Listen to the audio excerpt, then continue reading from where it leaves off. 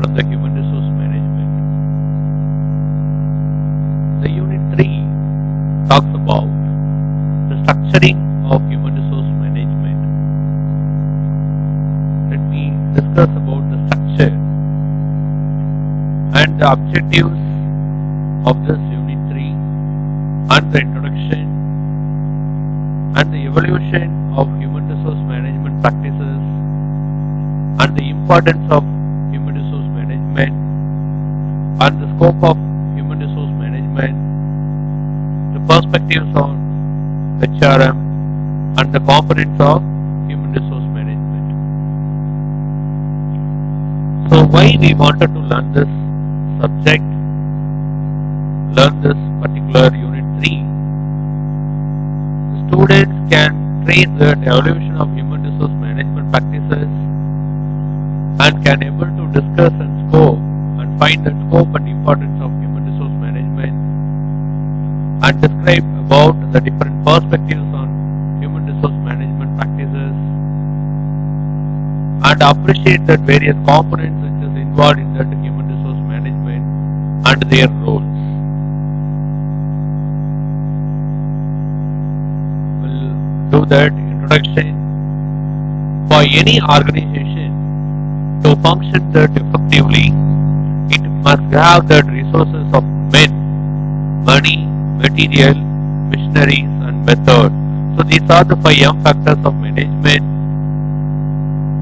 The resources by themselves cannot fulfill the objectives of an organization. They need to be collected, coordinated and utilized through the human resources. And the effective management of human resources is also vital.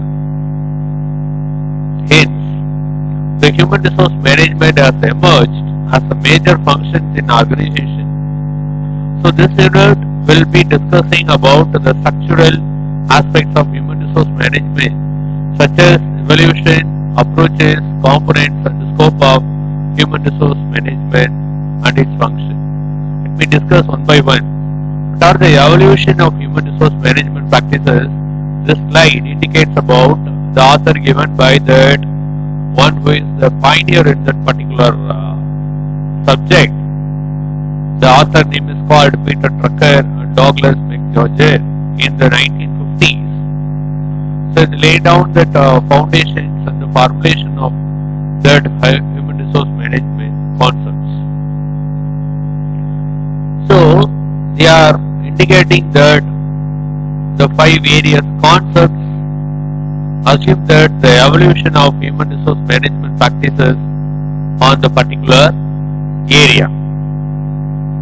There are 5. The one is commodity concept, and second is the factors of production concept, and third one is humanitarian concept, and fourth one is behavioral human resource concept, and fifth one is the emerging concepts. What are the importance of human resource management? Before into that, we must know that the commodity concept, it starts from that economics concept. It starts from that barter system of the particular theory. Commodity to commodity. And then the commodity, money, commodity.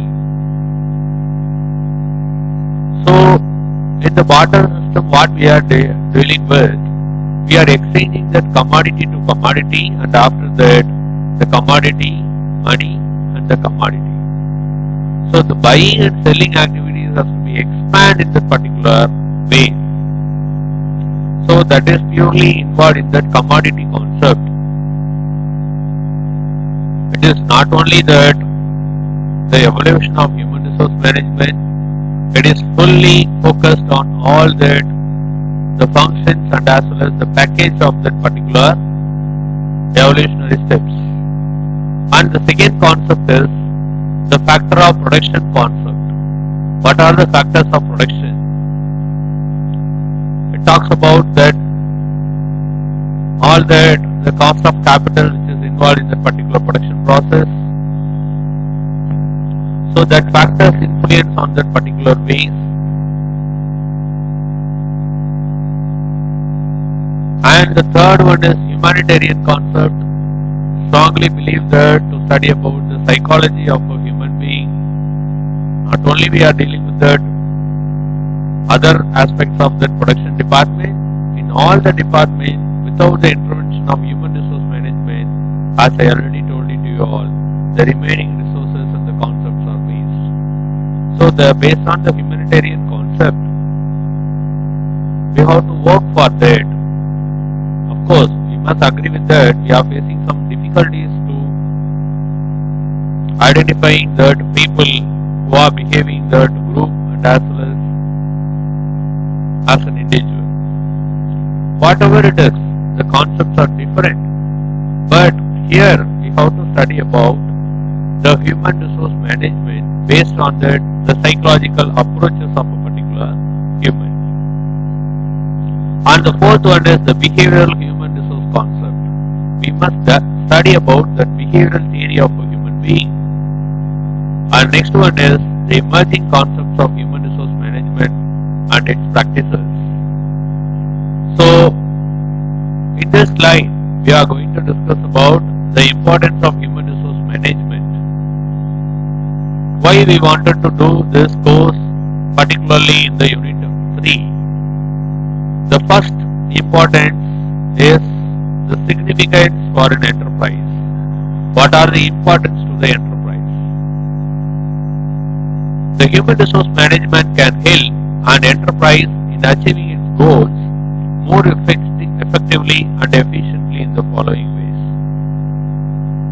It starts from that attracting the people, attracting and retaining the required talent through effective human resource planning, recruitment, selection, placement, orientation, compensation and promotional policies. We must attract the right people. We must attract the right people to apply for the post in our organization. Right? And the next thing is develop the necessary skills. Once we appointed that particular fellow, assume that we are not only giving that ID card to that particular employee, we must identify the skill set, what are the skill set the employees are having, what are all the skill set really meet out with that organizational needs and goals or its objectives of that particular organization. We must find the right candidate for the right job. If their skill set is not meet out with that organizational objective, what we should do, we must provide that proper training program and develop their personnel and do that performance appraisal of the same employees in the future. And third importance of human resource management, the securing willing cooperation of employees through motivation, participation and grievances handling, etc. So, how to create the willingness and as well as the cooperation of all the employees. Why? Because without the very good motivation, we can't satisfy the employees in the workplace. And next one is utilizing effectively the available human resources. We must utilize at maximum level, optimum level, maximum possibilities, maximum feasibilities of their attainment. And last one is ensuring that the enterprise will have in future a team of competent and the competent and dedicated employees. So these are all the significance according to the enterprise. What are all the significance of professionals? So that effective management of human resources helps to improve the quality of work life, and it permits the teamwork among the employees by providing a healthy working environment, and it is also contributes to the professional growth in the following ways. First one is to providing the maximum opportunities for personal development of each and every employee, because the individual development of an employee creates a major impact on the organizational development. The second one is maintaining healthy relationship between individuals and different work groups, And third one is allocating work properly. We must allocate equally according to that the Henry Fayol 14 principles of management. The first one is division of work. So we must allocate the work equally, properly to all the individuals. So this is the importance of HRM based on the professional significance and social significance. What are all the benefits to the society? As a sound human resource management has a great significance for the society. It helps to enhance the dignity of labor in the following ways. How can you bring that? The providing the suitable employment that provides social and psychological satisfaction to the people. We must provide the suitable employment opportunity to the people. That suitability of an employment of the people in order to bring that the satisfaction of the people through the psychological way. And maintaining a balance between the jobs available and the job seekers in terms of numbers, qualifications, needs and aptitude of a particular employee. And the third is eliminating waste of human resources through conservation of physical and mental health. And the next significance, the national significance. The human resources and their management plays a vital role in the development of a nation. The effective exploitation and utilization of a nation's natural, physical and financial resources require an efficient and committed manpower. So there are wide differences in development between the countries with similar resources due to differences in the quality of their people. The countries comes under the head of underdeveloped because their people are backward. So this is another significance of human resource management based on that the national theories, national significance. And next one is called scope of human resource management. According to daily order, the scope of human resource management is very wide and it consists of the following functions. The first one is called setting the general and specific management policies for the organizational relationship. Because we must set that standard. Standard policies only can bring that the quality output to the organization. If we are not fixing that standard, what will happen? Just think and imagine. The span of control may be collapsed. Assume that ones who are having that the maximum number of employees under his or her consent, that techniques is called span of control techniques. So we must provide that a very good leadership style to that particular people. And second one is collective bargaining, contract negotiation, contract administration and grievance handling procedures to the human resource management practices. And the third one is staffing the organization, finding, getting and holding prescribed types and number of workers. Definitely we must bring the people. We must conduct that very good recruitment practices, conduct that very good selection process and the steps followed by the organization without any bias. That thing only will give the fruitful results to our human resource activity. And aiding in the self-development of employees at all levels, providing opportunities for personal development and growth as well as for acquiring the requisite skills and experiences. And developing and maintaining motivation for workers by providing incentives. And reviewing and auditing that manpower management in the organization. Talks about the HR audit and industrial relations research can carry out the studies designed to explain the employee's behavior and thereby reflecting improvement in manpower management. So what are the perspectives of human resource management? Historical perspectives on HRM. As the early developments have already been discussed under historical antecedents of HRM. What follows will cover the recent trends only.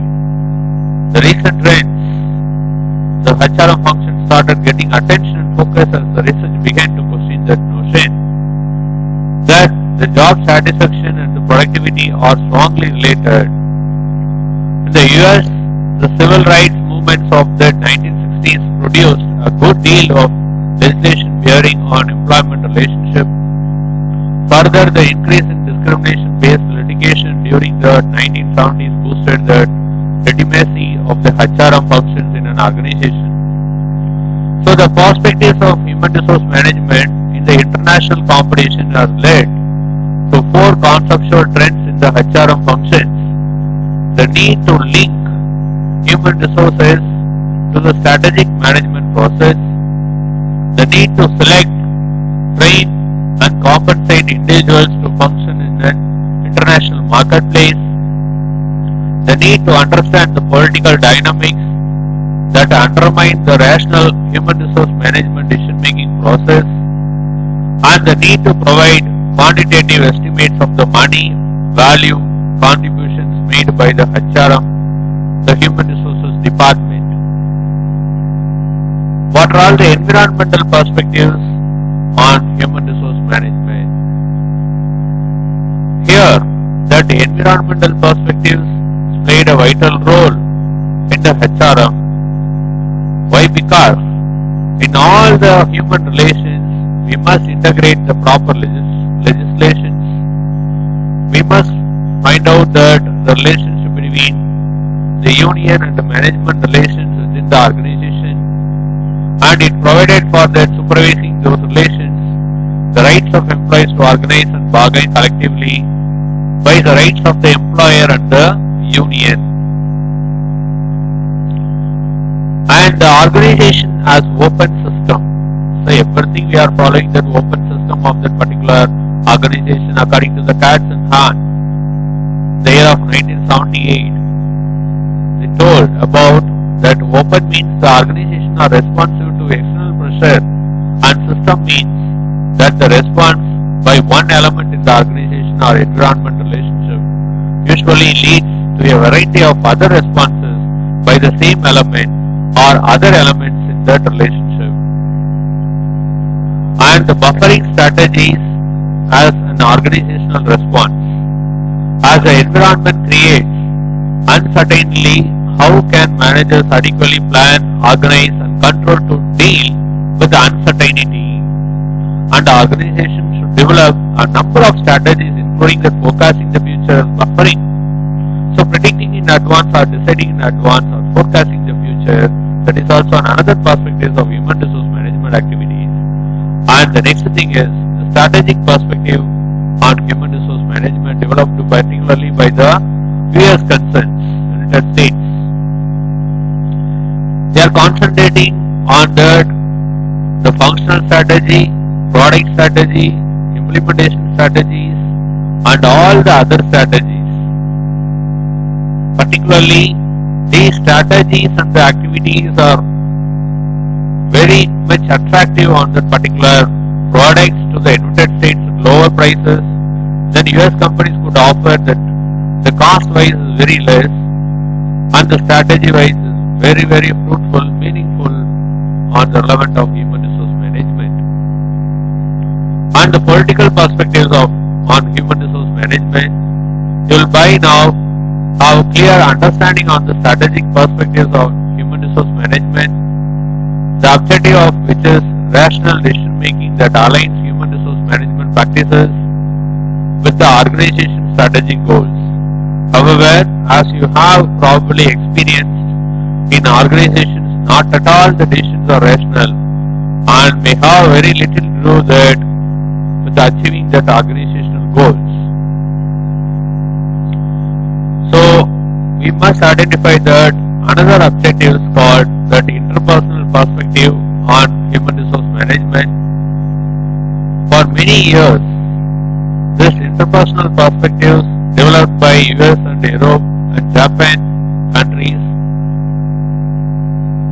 particularly after the arrival of LPG agreement the industrial revolution was happening, and all the countries giving that emphasis on that the quality of work-life balance has occurred over the same years.